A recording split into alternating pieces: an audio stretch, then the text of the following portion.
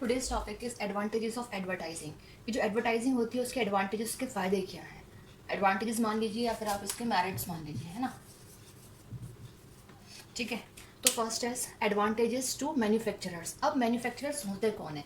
Manufacturers is known as the companies जो किसी भी पर्टिकुलर गुड्स को मैन्युफैक्चर कर रही है। ठीक है, तो कंपनी खुद ही मैन्युफैक्चर है जो किसी भी गुड्स को मैन्युफैक्चर कर रही है। तो पहला फायदा एडवर्टाइजिंग का किसके लिए होता है? मैन्युफैक्चरर्स के लिए, खुद के लिए, मतलब कंपनी के खुद के लिए प्रॉफिट है कि कंपनी एडवर्टाइजिंग अगर कर रही है तो क्या होगा, मार्केट में डिमांड इंक्रीज होगी, पब्लिक अवेयर होगी किसी पर्टिकुलर गुड्स से। जब अवेयरनेस होगी तो डिमांड अपने आप इंक्रीज हो जाएगी। और अगर कंपनी ने क्वालिटेटिव गुड्स बनाया है तो डिमांड उसकी मार्केट में फॉर एवर बनी रहेगी। It's depend on the company कि कंपनी कैसे गुड्स मार्केट में प्रोवाइड करा रही है। ठीक है, तो जो हमारा फर्स्ट स्टेप है वो है एडवर्टाइजिंग, कि पब्लिक को अवेयर कराया जाए। ठीक है, कि कौन सी कंपनी मार्केट में आई है, कौन सा गुड्स लेकर के आई है, क्या क्वालिटी का लेकर के आई है। ठीक है, तो वो सभी चीज़ें। तो फर्स्ट फायदा जो हमारा प्रॉफिट हो रहा है वो कंपनी के खुद के लिए ही है। कोई कंपनी खुद ही मैन्युफैक्चर है जो किसी गुड्स को मैन्युफैक्चर कर रही है, बना रही है। ठीक है, next is advantages to consumers. अब कंज्यूमर्स कौन है? Consumers are the persons who consume the goods, जो किसी पर्टिकुलर गुड्स को कंज्यूम कर रहे हैं, यूज कर रहे हैं। ठीक है, वही हमारे कौन है? कंज्यूमर्स हैं, जो किसी पर्टिकुलर गुड्स को यूज कर रहे हैं, यूजर ऑफ द गुड्स। ठीक, तो सेकंड जो हमारा फायदा है, एडवांटेज है, वो है यूजर्स के लिए। यूजर कौन है? जो यूज कर रहे हैं। अब उनका क्या फायदा है? जब कंपनी के द्वारा कोई नया प्रोडक्ट लॉन्च किया जाएगा, मार्केट में लेकर के आया जाएगा, तो एडवर्टाइजिंग, अच्छा कंपनी जो गुड्स बना रही है वो किसके लिए बना रही है?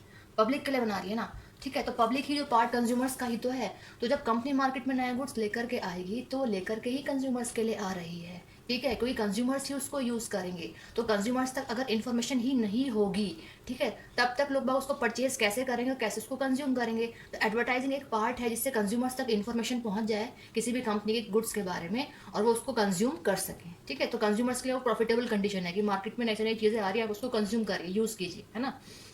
जब तक मार्केट में कोई नई चीज़ नहीं लेके आएगी कंपनी, तब तक लोगों को कंज्यूम करने के लिए वो चीज़ें नहीं मिलेगी। Next is advantages to middle man. अब ये मिडल मैन कौन होते हैं? मिडल मैन होते हैं हमारे मीडिएटर्स।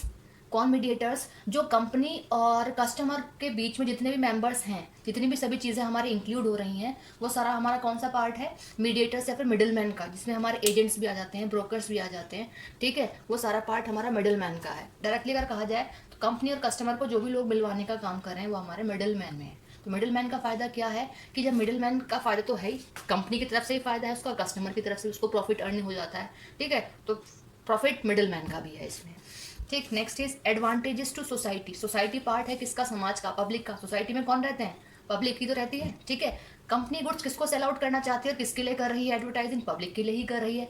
तो एडवर्टाइजिंग के थ्रू जब पब्लिक अवेयर हो जाएगी, सोसाइटी में रहने वाले लोग उसके बारे में अवेयर हो जाएंगे, जान जाएंगे उस पर्टिकुलर गुड्स के बारे में, और उन्हें प्रॉफिटेबल लगता है, नीडेबल लगता है, यूजेबल लगता है, तो वो लोग उसको परचेज भी करेंगे और उसको कंज्यूम भी करेंगे। तो सोसाइटी के लिए भी ये प्रॉफिटेबल वाली कंडीशन है। तो these are the advantages of advertising.